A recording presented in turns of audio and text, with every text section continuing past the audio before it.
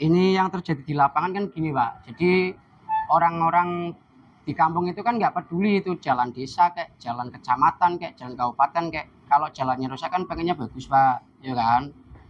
Yang terjadi sekarang kan kalau misalnya ada orang komplain jalannya rusak gini malah kowe kudune ngerti ya, kowe iki dalane ngendi, wong kowe iki dalane kene, ya kudune kok kowe. Nah, peran pemerintah daerah itu seperti apa Pak? Ya. Secara konkret aja Pak. Gini, dengan adanya undang-undang desa, memang ada infrastruktur yang menjadi kewenangan desa. Namun demikian, pemerintah kabupaten itu bisa membuat sebuah program. Ngaceng ngobrol asik bareng Cicer Ganteng.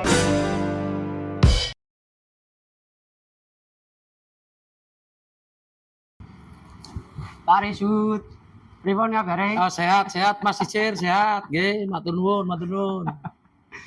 Iki alhamdulillah merasa sangat bangga Pak, terhormat bisa menjamu Pak Risut.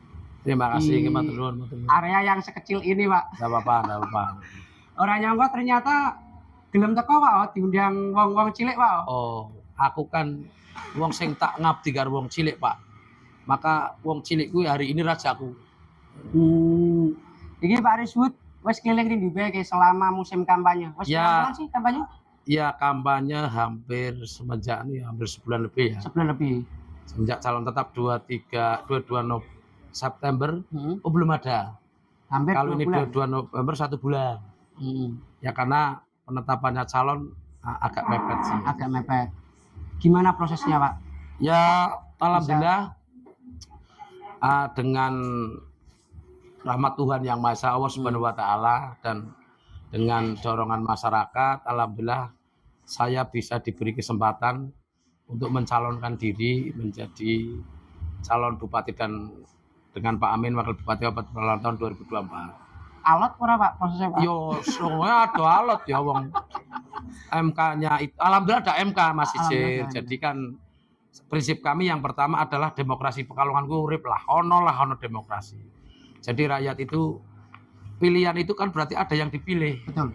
Dengan adanya dipilih itu rakyat punya hak, demokrasinya ada. Tapi kalau calonnya hanya tunggal itu rakyat kayak dibunuh demokrasinya dan kebebasannya tidak ada, hak asasinya juga kayak hilang.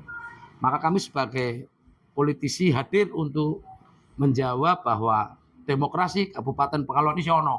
Pak, tapi modalnya agak loh Pak. Oh ya saya sih memahami lah.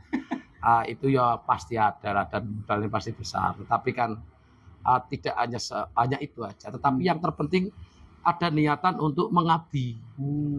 Mengabdi kepada warga Kabupaten Pekalongan. Semoga dengan punya gagasan, punya visi misi, kami cocok dengan masyarakat yang kultur dan budayanya kami memahami di 800 km persegi Kabupaten Pekalongan terdiri dari 19 kecamatan, 285 desa dan kelurahan.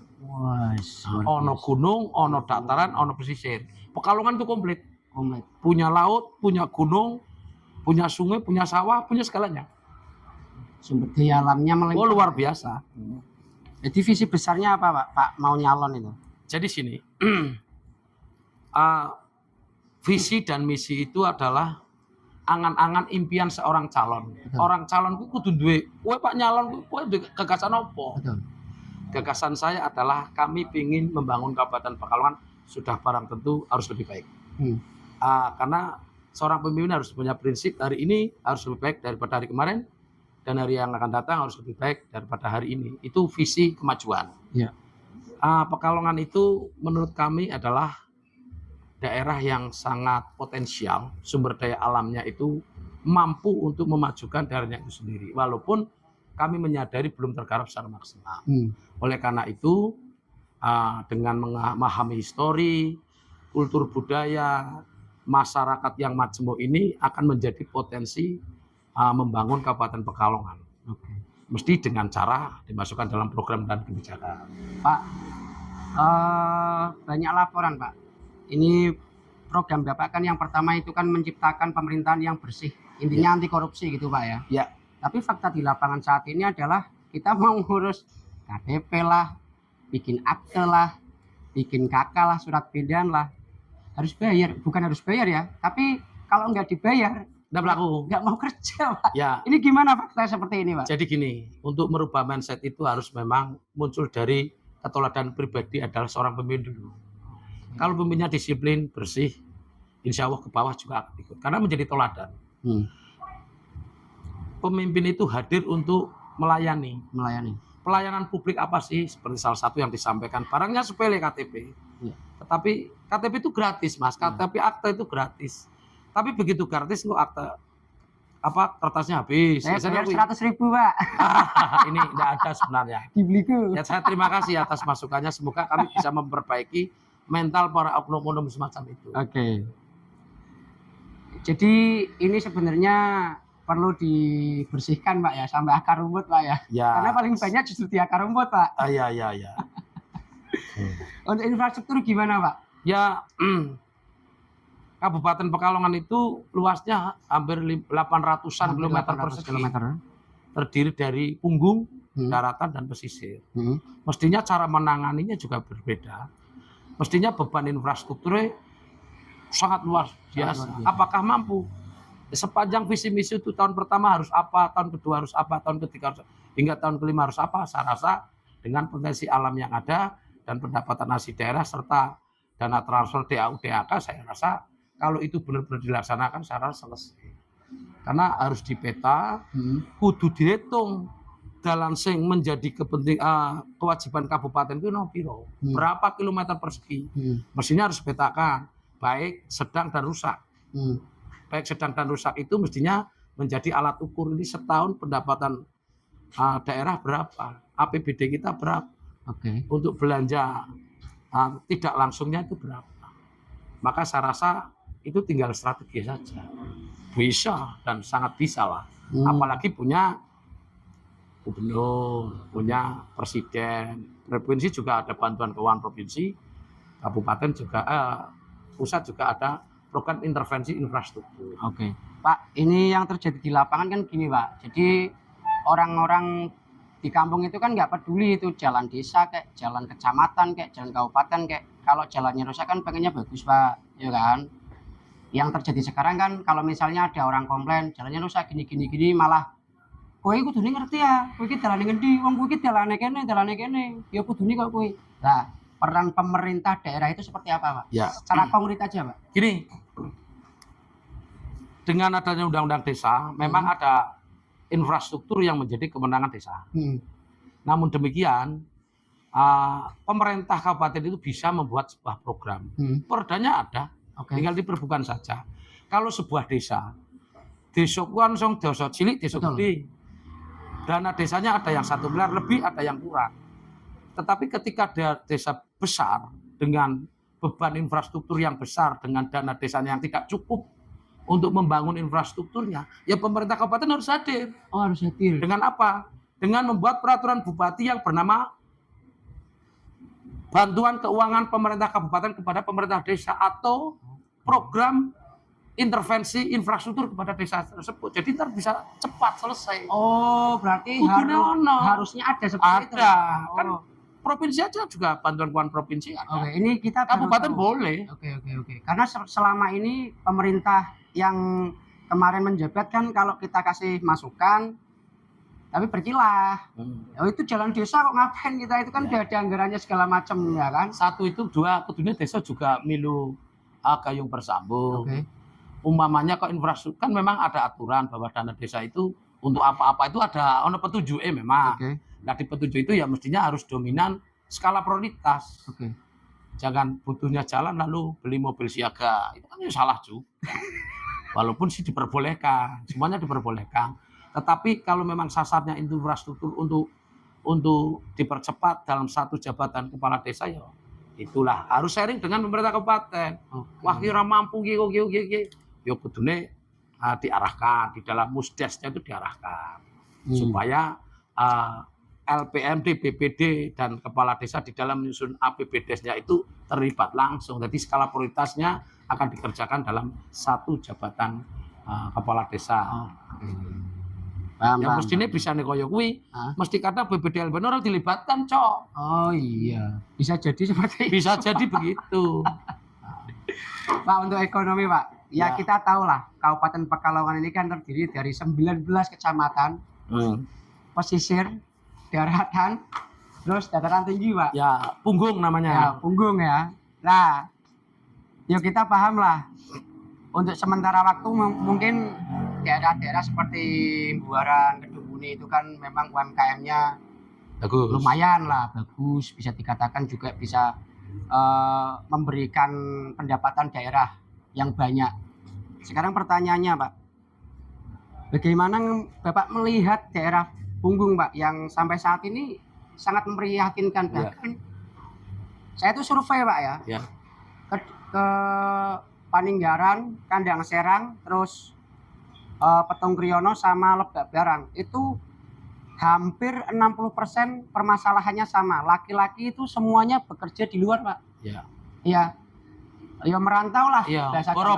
Boro ya, enggak di situ. Karena mereka nggak melihat potensi gitu loh. Ya kan? Kalau mereka di situ nggak kerja Pak. Nah permasalahannya itu mereka utang piutang Pak. Ya. Yang miris itu belum, berarti sebulan ini kemarin ada kasus bunuh diri seorang bapak rumah tangga, anaknya masih 2 bulan Pak, gara-gara utang piutang yang nilainya kecil 1,5 juta sampai gantung diri. Gimana Bapak melihat fakta yang seperti ini? Ya. Ya, terima kasih. Perlu diingat Mas Icil, wong gunung itu orang yang hidupnya ketergantungan pada alam. Oke. Kenapa omah-omah gunung mesti mlebu dan mesti sing diluru banyu? Oke. Pasti ada sungai. Oke. Semua desa yang masuk di Bunan pasti dekat dengan sungai. Karena apa? Air adalah sumber kehidupan. Nah, sumber kehidupan ini dia tergantung dari alam. Oke. Mohon maaf. Ketergantungan dari alam. Kekurangannya adalah siapa? SDM. SDM-nya, karena orang tergantung dari alam SDM. Kedua, infrastruktur. Ketiga, otomatis SDM kurang, otomatis wawasannya kurang. Dengan begitu, pada saat masa tanam, dia ada di kampung. Tapi setelah musim kemarau, dia mesti merantau. Karena untuk menutupi kehidupan sehari-hari. Ya. Pemerintah tidak hadir menjadi edukasi untuk bagaimana berbuat apa. Alamnya itu sebenarnya mengayakan dan mengenyangkan. Ini yang tidak ada pendampingan edukasi terkait dengan pengelolaan alam. Contoh, tumpang sari. Contoh, pengelolaan pertanian yang bagus. Kedua, otomatis wawasan luas dia tidak punya. Kenapa? Daerahnya di blank spot. Daerahnya di blank spot. Jajet yang dia punya tidak mendukung untuk mengetahui wawasan luas. Jadi mesti dia boro. Padahal boro itu belum tentu juga menghasilkan sesuatu yang baik. Alamnya tidak dikelola dengan baik. Maka pemerintah harus hadir. Yang pertama edukasi. Ada buku yang mengatakan bahwa depanmu adalah masa depanmu. Di depan matamu adalah masa depanmu. Maka kalau alam itu dikelola dengan baik, saya rasa mencukupi kebutuhan dan kehidupan mereka. Dengan syarat pemerintah hadir, infrastruktur bagus, jalan, air, listrik itu ada. Maka pengetahuan luas, internet kita buka untuk dia bisa mengakses informasi luar. Itu penting, Mas. Makanya mereka tidak boro, supaya tidak boro. Boro, dia interaksi sama anak, interaksi sama keluarga juga kurang. Karena anak itu biasanya akan tumbuh baik ketika bapak dan orang tuanya ada di sampingnya. Betul. Faktanya di lapangan ini kan kalau kita bicara daerah atas itu kan sumber akar masalahnya itu sumber daya manusianya, Ya. Pak ya. Tapi memang kita melihat fakta di lapangan, Pak. Gimana sumber daya manusianya mau maju? Meningkat, dong. Pendidiknya aja, gajinya 250.000, Pak. Ini sangat memprihatinkan ya menurut saya ya. Dibanding tukang parkir aja kan. Ya, satu hari malah dapat Satu hari 150.000 lebih, Pak. Ya. Gimana Bapak menanggapi soal Ya ini? gini, jadi Pekalongan untuk 5 kecamatan yaitu Kandang Serang, Peninggaran, Lebak Barang, Petung, dan Talun, itu kita harus tempatkan guru-guru yang justru di sayembara. Sayembara. Siapa yang mau di atas akan saya tambah intensif. Jadi jangan menjadi buangan, jangan. Oke. Jadi kita lomba PNS yang punya SDM mumpuni atau yang baru diangkat baru-baru itu kita lomba. siapa yang mau diangkat di atas kita tambah intensif, tunjangan kinerjanya kita tambah. Jadi dia semangat, jangan yang di atas punggung malah orang buangan. Oke. Orang buangan jelas dia mungkin berangkatnya seminggu sekali, kan nggak ngerti juga. Orang-orang yang baru diangkat CPNS Pak biasanya. Iya, iya, karena kan CPNS, PNS atau ASN itu kan siap ditempatkan di mana saja. Oke. Ya kita taruh di atas, tapi dengan syarat ditambah intensifnya, kan begitu. Karena jarak tempuh itu. Tapi jangan guru wiyata bakti, guru bantu yang guru bantu dan wiyata bakti kan canolannya enggak ada itu. Iya. Sekarang namanya apa kalau enggak salah guru bantu itu kan hanya pasane ngomong nek wong biyen ngomong uang sabun, Cir. Uang sabun. Uang sabun. 250 dilakoni kadang 10 tahun baru diangkat. Iya. Itu kan menderita lah gitu ya. Yang enggak kuat pasti mendingan kerja. Iya. Mendingan parkir, mendingan Jakarta bakal sayur. Jadi harus dilupa lah pola-pola itu.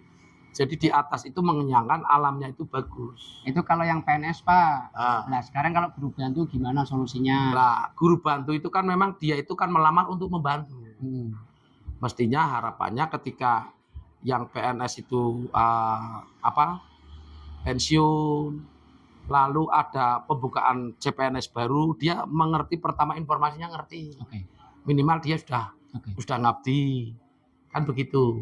Makanya kan guru bantu wiyata bakti itu mengabdi atas kerelaan sendiri. Cuma dengan demikian kan sekolah kadang kan iba, terus tenagane tenggo, iki tenggo ora digaji kan. Sebenarnya nggak gaji itu ya sebenarnya uang transport atau biasanya di Sanda tuh biasanya diambil kan di duit pos pipi carane. Walaupun itu tidak boleh lah. Harusnya tapi kan ego lah gitu. Iya. Pemerintah harusnya bisa hadir nggak sih Pak di situ ya untuk guru-guru bantu. Soalnya kalau kita hanya mengandalkan PNS yang ditempatkan oleh Dindik itu tenaganya nggak mencukupi. Ya pasti kurang. Ya kan? Pasti kurang. PNS itu hanya 11.000 kalau nggak salah. Iya. 11.000 itu 60%-nya itu guru. Sementara kebutuhan guru kita sampai 15.000 loh. Harusnya lebih. Untung ada sekolah-sekolah swasta. Oke. Nah gitulah. Ini maka dengan Lah kalau PNS itu polanya kalau dia masih Cir, pertumbuhannya zero growth. Oke. Jadi hilang 100 yo nambah 100. Karena itu beban DAU. Oke. Wis gaji pusat. Yang duitnya ditransfer ke APBD. Oke. Nah, harapannya mungkin guru bantu itu mengetahui informasi pertama. Karena setiap pemerintahan itu biasanya kan ada program baru, ada K3, K2. Sekarang itu namanya apa itu? Yang dulu PP 54 itu. Itu otomatis dia paham ngabdi. Ngabdinya sampai 10 tahun, 15 tahun baru diangkat. Karena sekarang K3 namanya. K3. Pak lah, kita kan kota santri Pak ya. Ya. Kalau kota santri kan kalau kita lihat di lapangan itu banyak TPQ segala macam ya kan. Peran pemerintah untuk guru-guru TPQ Pak yang gajinya 50 sampai 100 ribu katanya kota santri. Seperti apa Pak? Jadi gini, banyak program yang diperbolehkan oleh seorang bupati di dalam menyikapi kultur budaya. Oke.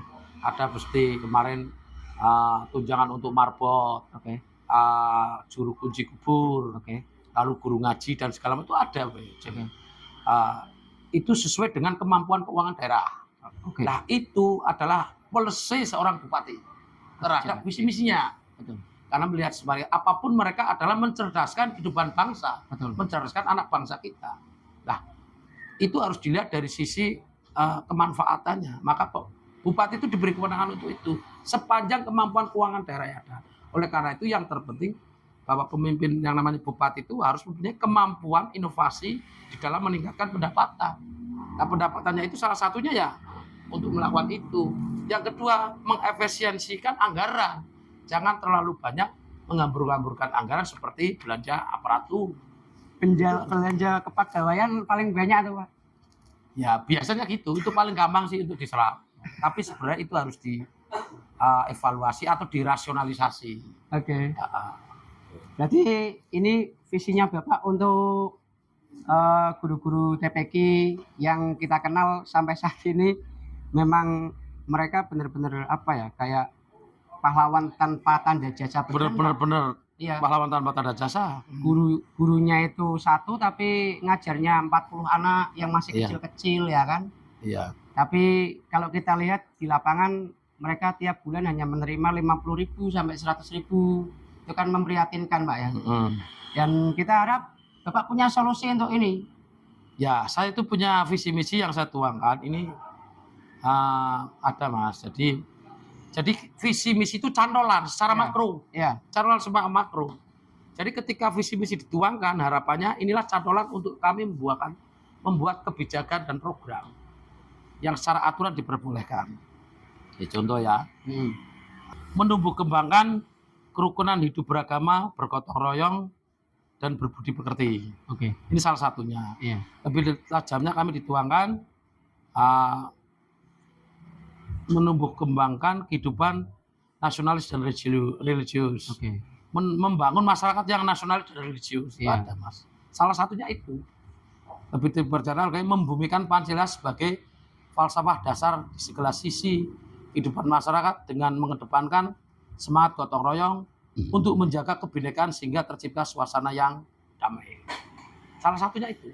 Karena kita adalah Kabupaten Pekalongan, jargonnya kota santri, sudah barang tentu banyak pondok, pesantren, TPQ, di situ adalah banyak pengabdi-pengabdi syiar Islam yang berpikir hanya dia adalah harus memberikan akhlak yang baik kepada masyarakat.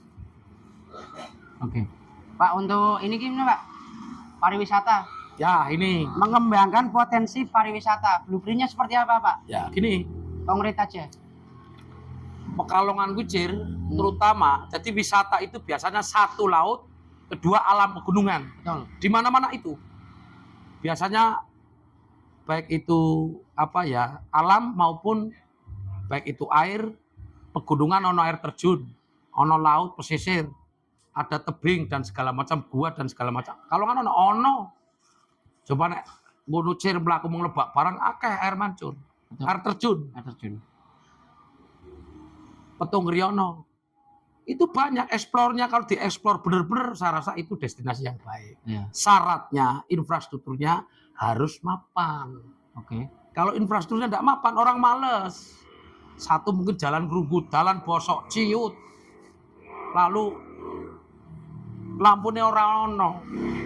Lalu akhirnya rakyatnya juga tidak ramah, tidak menyambut sebagai daerah sadar wisata. Ini padahal Sengaran wisata itu adalah mutiara terpendam.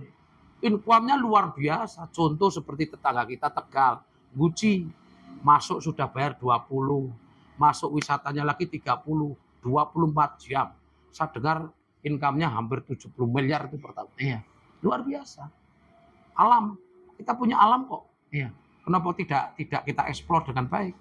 Ya karena mungkin belum melihat bahwa wisata itu bagian dari potensi alam yang bisa digali dengan maksimal. Kalau distribusi dan pajak menjerit rakyat kecil. Tapi wisata kita punya Linggo aja mangkrak. Oke. Itu harus diundang pihak ketiga, akademisi dan pemerintah. Tripartit itu hadir, saya rasa bisa dibangun dengan baik. Artinya kalau misalnya Bapak menjabat mau ngapain soal pariwisata? Ya tetap harta gali, Pak. Harta gali Cir. Karena luruh pendapatan si daerah wis angel kecuali itu. Oke. Kalau distribusi pajak naikkan rakyat terus menjerit.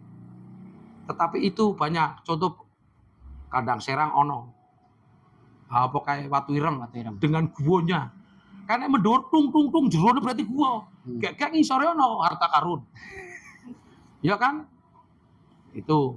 Kedua Gunung Putri. Sing gawe apa kayak para layang. Coba kalau diakses dari luar negeri bisa hadir, maka otomatis penginapan, gazebo akan hidup. Kayak dan macam-macam. Ini efek dominonya luar biasa, Cir. Oke. Burung Curug Bajing, Grand Canyon. Wong bisa kan iso ora wong kan males. Betul. Atau bisa saja kita gembar-gemborkan lewat ngono, Cir. Lalu wisata berjaring. Barkati kono kok tukune panganan nang kene, tukune batik kono. Enak. Bisa saja. Ini belum digali. Lalu kaya ngono sing pinter apa kuwi TikToker sosial media dilibatkan. Akeh Cir, pirang-pirang potensinya. Coba nanti kita lihat Pak ya, Ya. seperti apa ya. Oke. Untuk olahraga Pak ya, ini olahraga itu di aku cilik tekan aku dua anak cilik. Kayak gini. Almost nothing Pak, nggak ada Ya, prestasinya sama ya. sekali. Ini mohon maaf Pak ya. Ya, Mohon enggak maaf. apa-apa. Ini memang fakta gitu loh. Sepak bola ya, kalau teman-teman dulu yang pernah ikut Persekap yo gajinya nggak pernah cair. Kalau cair ya cepris, ya kan? Jepris. Ini beneran loh ya, orangnya masih hidup bisa tak datangkan, ya kan? Ya. Terus soal seni budaya ya cuman gitu-gitu aja, terfokus di salah satu titik ya kan, sehingga potensi UMKM di tempat lain juga nggak pernah terekspos, ya kan? Dulu waktu itu pernah itu waktu zamannya Pak Asif ya, di Petung diadain apa maraton apa segala macam itu bagus sebenarnya. Tapi di zaman ini bener-bener nggak ada Pak, hanya terfokus di wilayah kantor pemerintahan. Terus juga untuk kepemudaan ini kalau kita lihat ini sorry to say Pak ya, ini kepemudaan ini yang berkembang bukan kepemudaannya, Apa sih? ormasnya Oh iya. yang semakin banyak ya. Dan ya nggak ada apa ya perhatian sama sekali untuk apa lomba-lomba organisasi kepemudaan. Gimana sih cara membangun Kabupaten Pekalongan yang baik, inovatif, ya kan, dan lain-lain. Hampir nggak ada loh Pak. Apa visi Bapak tentang Ya, ini? ya matur nuwun, Sir. Ora apa-apa aku kritik ngasih kuping pedes ora apa-apa. Emang itu suara rakyat. Jadi gini, Sir, olahraga. Ah, Negara yang kuat sih olahraganya kuat. Kabupaten yang mapan dan kuat pasti olahraganya ranking 1. Contoh Banyumas. oke. Banyumas itu olahraganya mesti ranking 1. Kota Semarang, Kota Semarang. Kabupaten Semarang. Itu mesti urutan itu. Kita mungkin di urutan yang terakhir mungkin. Iya. Saya rasa, mohon maaf ya kalau saya boleh ngomong, tidak digarap secara serius. Yang penting milu mungkin aku tahu. Oh, Ono pon yang ikut serta. ono poprov milu. Hmm. Seharusnya kan harus diinventaris. Ini ono perang cabang. Sehingga kira-kira berprestasi kita genjot. Yang tidak berprestasi pembinaan. Kan koyo kuwi, karena ada 36 cabang mamanya di lembaga. Iya. Satu kedua, saya bermimpi nek pengen olahraga maju harus membuat sport center. Dari dulu saya sudah ngomong. Visi misi kemarin saya ada itu. Sport center itu satu wadah. Semua wahana olahraga ada. Seperti contoh ngono nek ono waktu maring Banyumas Purwakarta. Dia ada sport centernya. Lalu mana kayak Kediri, kan sport center ya. Jadi ono stadion, ono kolam renang, ono sprint melayu kae, ono lembaga macam-macam di situ ada. Jadi animo olahraga itu memang ono. Karena nomor satu orang hidup kan harus sehat. Iya. Tapi nih wahanan rano ya malas. Oke. Itu ada sport center yang ditempatkan di sebuah daerah yang animo olahraganya itu tinggi dan mesti udaranya bagus itu. Oke. Itu Purwakarta ono, Sir. Dadi olahraga ini ranking 1. Berarti Pekalongan Pak digawe Pak? Seharusnya ada. Seharusnya. Ya kita rintis dengan stadion lalu wahana cabang-cabang yang lain, renang dan umpamanya renang, tinju, sepeda, bowling macam-macam harus dibangun. Sport center namanya. Sport center ya. Kita tidak punya sport center. Oke. Jadi kita butuh itu Pak. Harus ada. Kalau ingin mengerjakan olahraga itu menjadi bagian dari sebuah kewibawaan sebuah daerah. Artinya Bapak mau membuat itu. Harapannya itu. Jadi Pekalongan sing menang bal-balan, mamane aku dong. Oh Pekalongan mintone ranking 1, ditakuti gitu. Kedua, ya nasib-nasib para olahragawan itu harus dibenahi, diarahkan supaya mereka itu oleh penghargaan. Kenapa kadang pada lari? Karena kan di sini tidak diperhatikan. Makanya saya karate juara provinsi, tapi pemerintah tidak hadir untuk memberikan penghargaan pada dia menjadi apa. Ya kita kunci, jadilah bagian negeri atau apa kan bisa. Oke. Dia tidak lari ke daerah lain. Ada appreciate dari Iya, ribet namanya. Iya. Oke. Ini memang sejauh ini kita melihat untuk pertama itu kalau dari segi itu Pak ya, dari segi orang awam ya, kebutuhan Pekalongan itu banyak banget Pak. karena memang nggak pernah ada yang digarap sama sekali. Jadi banyak banget dari mulai infrastruktur. Ini fundamental ekonomi yang paling dasar Pak ya, infrastruktur itu Pak ya. Jalan harus bagus. Bagus, karena untuk perpindahan barang dan jasa itu. Ya kan? Jalannya rusak. Ya kan? Enggak di tingkat desa, kelurahan, kecamatan, kabupaten. Ya. Ya kan? Rusak. Kedua, soal yang Bapak tadi singgung, sport center. Dari dulu emang nggak ada Pak. Apakah memang Pekalongan itu nggak pernah berpikir soal apa membuat sebuah kawasan khusus sport center itu untuk mengintegrasikan minat dan bakat para pemuda, ya kan? Yang terakhir ini soal ini banyak titipan dari guru Pak, khususnya guru-guru yang mohon maaf mereka untuk mendapatkan akses ke PNS harus sarjana, padahal ya mohon maaf dia nggak bisa sarjana gitu karena terbatas, tapi dia punya keinginan untuk membantu di sekolah, ngabdi segala macam, tapi gajinya nggak seberapa. Apa pesan Bapak untuk ya memang ke depan dengan persaingan global memang harus dipersiapkan SDM yang mumpuni. SDM mumpuni itu SDM yang berani bertarung tantangan zaman. Sarjana itu bagian dari tuntutan. Kalau gurunya sudah tidak sarjana, namanya ngabdi, dia harus mengikuti extension kan apa supaya setara. Karena apapun tantangan ke depan lebih berat Mas Sisi. Butuh SDM. Resourcesnya itu SDM. SDM ini harus terdepan. Karena dengan SDM itu orang bisa merubah mutu hidup. Itu pasti. Daripada dimodali duit, urung mesti keduk tua, tapi nek SDM yang mumpuni insya Allah dia akan mencari kehidupan yang lebih baik. Oleh karena itu apabila ada pendidik yang belum S1 itu ya, S1 memang itu sebuah aturan. Jadi kabupaten itu mempunyai keterbatasan masih jauh. Ono sing menjadi kewenangan kabupaten, ada yang menjadi kewenangan pusat. Salah satu adalah regulasi. Jadi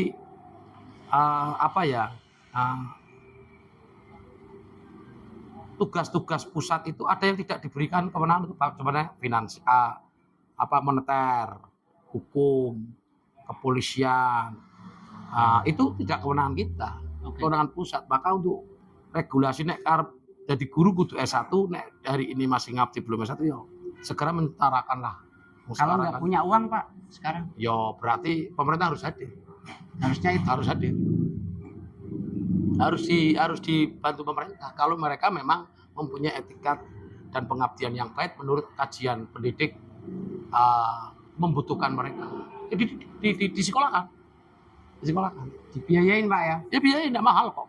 Oke Pak, sekarang tak kasih waktu buat Bapak meyakinkan para pemilih untuk memilih Bapak. Ya kan, nanti tanggal 27 November akan ada pilkada. Monggo Pak, kameranya yang itu Pak. Sedulur kabeh warga Kabupaten Pekalongan yang mempunyai hak pilih, lanang wadon gede cilik, tua nom.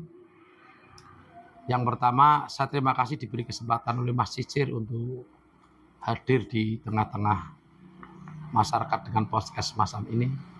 Kami Riswadi dengan bersama Pak Amin, alhamdulillah diberi kesempatan untuk ingin mengabdi, melamar masyarakat secara menyeluruh. Waktu yang masih ada, kami akan berbuat baik. Kedua, sudah barang tentu dengan visi membangun masyarakat dengan adil, makmur, lestari, dan berkeadaban. Kami berharap yang pertama untuk membangun itu harus terciptanya sumber daya manusia yang mumpuni. Mumpuni inovasi dan mempunyai visi untuk ke depan. Maka inovasi ini kami beri ruang upaya sumber daya yang ada untuk membangun Kabupaten Pekalongan dengan alam yang ada. Oleh karena itu kami yakin kami mampu dan kami bisa ingin merubah Kabupaten Pekalongan yang lebih baik dan lebih sejahtera. Janji tidak korupsi Pak ya? Insya Allah.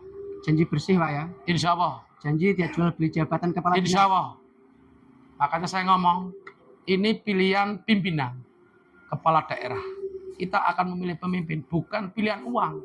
Iya. Kalau pilihan uang dan uang itu jor-joran, otomatis rakyat memberikan peluang untuk korupsi. Karena program yang pertama adalah apa? Balik modal. Tidak sekedar balik modal, cari keuntungan juga. Maka marilah memilih pemimpin yang mau mengabdi dan yang mau melayani. Kami tidak mengatakan kami lebih baik, tetapi kami kontestasi ini bukan masalah kalah menang, tetapi adalah siapa yang lebih dicintai oleh rakyat. Oke, terima kasih Pak Rizwit sudah datang. Terima kasih Mas Saya Isin. doakan Semoga sehat bermanfaat. selalu. Ya, oke. Kampanyenya nanti diberikan kelancaran Ya, sampai hari pemilihan tanggal 27 Pak ya. iya. Nanti kita akan ikut mensukseskan pemilu ini Pak. Amin, amin, amin, amin. Ya, Tidak ya. ada intimidasi. Ya, saya titip anak-anak muda berperan aktiflah untuk memberikan sumbangsih kepada tetangga rakyatmu di Kabupaten Pekalongan. Karena sebuah bangsa maju dan mundur itu tergantung dari bangsa itu sendiri. Oke. Jadi tidak akan berubah kalau kita tidak mau berubah. Oke. Jadi yang punya sumber daya manusia, SDM mumpuni, tolonglah disumbangkan untuk Kabupaten Pekalongan untuk mengangkat harkat, derajat dan martabat serta mensejahterakan masyarakat. Banyak rakyat yang tidak makan hari ini. Banyak yang berpenghasilan di bawah garis kemiskinan. Itu banyak. Tapi memang tidak muncul. Terbukti prima PK kita tinggi loh, Pak. Prima BLT kita tinggi. Itu artinya tidak sedikit orang yang masih mendapat pendapatan di bawah garis kemiskinan. Oke, udah Pak. Sudah Oke. selesai Pak ya. Terima Matur nuwun, kasih, matur nuwun. Pak Rizwit.